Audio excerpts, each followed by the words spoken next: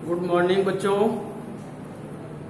देखिए, हमारा जो पाठ चल रहा है गुरु नानक देव, जिसे लिखने वाले हैं आचार्य हजारी प्रसाद द्विवेदी।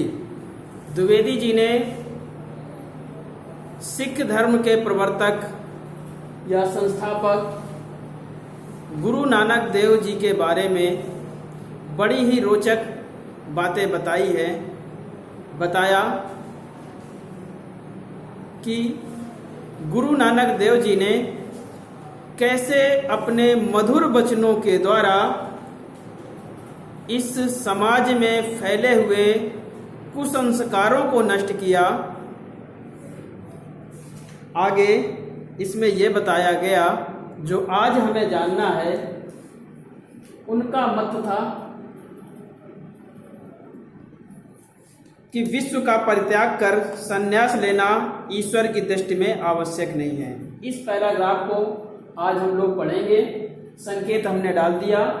संदर्भ आपका पूर्ववत पहले की भांति रहेगा, जो हम लिखा चुके हैं। हम सीधे व्याख्या पर आते हैं, तो ध्यान से देखिएगा और सामने किताब रखिएगा।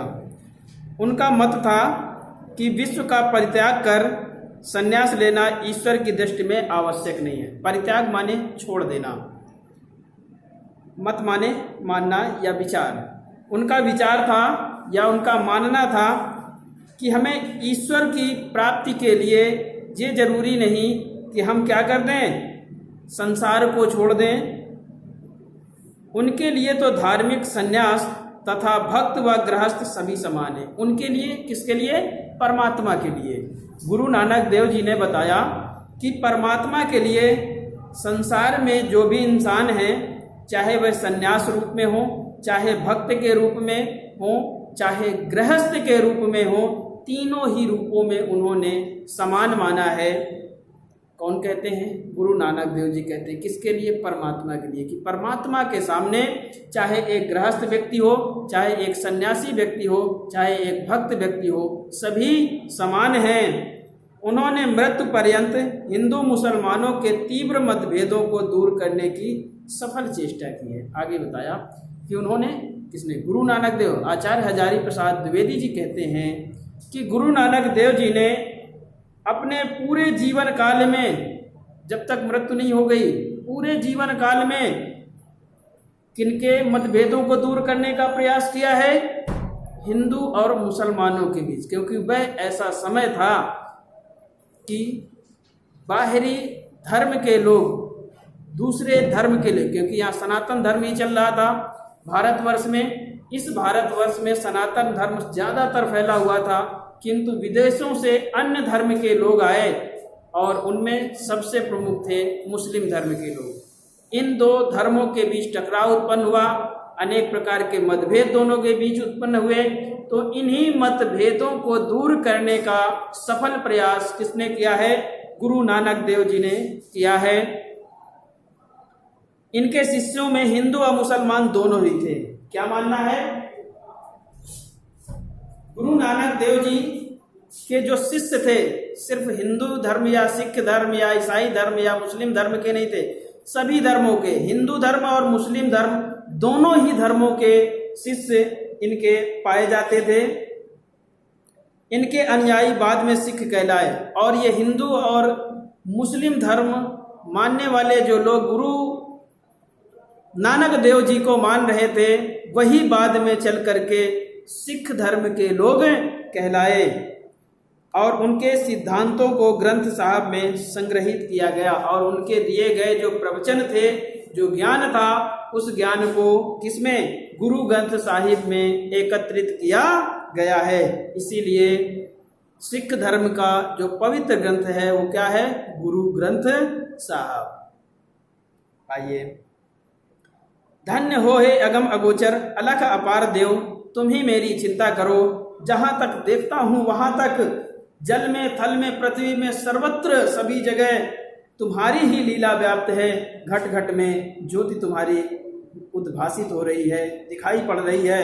अगम अगोचर अलख अपारा, चिंता करहु हमारी। जल थल माही अल भली भरी पूरिला, घट घट ज्योति तुम्हारी। क्या कहा कि हे अगम गोचर आप धन्य हो, हे अलख अपार देव तुम ही मेरी चिंता करो। जल में जल थल माही आल भर पूरिला। और क्या कहा, जहां तक मैं देखता हूं चाहे जल हो, चाहे थल हो, चाहे पृथ्वी हो, सभी जगह पर तुम्हारी ही लीला व्याप्त है। घट घट ज्योति तुम्हारी। और क्या कहा, हे ईश्वर घट घट में हर जगह पर तुम्हारी ही ज्योति मुझे दिखाई दे रही है। ऐसा किसने कहा, गुरु नानक देव जी ने कहा परमात्मा के लिए। आप लोग ये समझ चुके होंगे कि गुरु नानक देव के जो शिष्य थे वो एक ही धर्म के नहीं थे। उस समय के जो प्रबल दो धर्म थे, हिंदू और मुस्लिम, दोनों धर्मों को मानने वाले लोग ही इनके शिष्य बने थे। और यही व्यक्ति जो गुरु नानक देव जी के आदर्शों को मान रहे थे वही आगे चल करके कौन कहलाए, सिख धर्म के लोग कहलाए। और गुरु नानक जी के जो प्रवचन हैं उन प्रवचनों को, उन अमूल्य वचनों को, उनकी एक पुस्तक है जिसे गुरु ग्रंथ साहब कहते हैं, उसमें संग्रहित किया गया है। अब आगे देख लेते हैं। अद्भुत है गुरु की वाणी की सहज वेदक शक्ति। और क्या कहा, आचार्य हजारी प्रसाद द्विवेदी जी कहते हैं कि हमारे जो गुरु जी की वाणी है, जो मुख से निकलनी वाणी है, उसकी वेदक शक्ति कैसी है, अद्भुत है, बिल्कुल अलग है।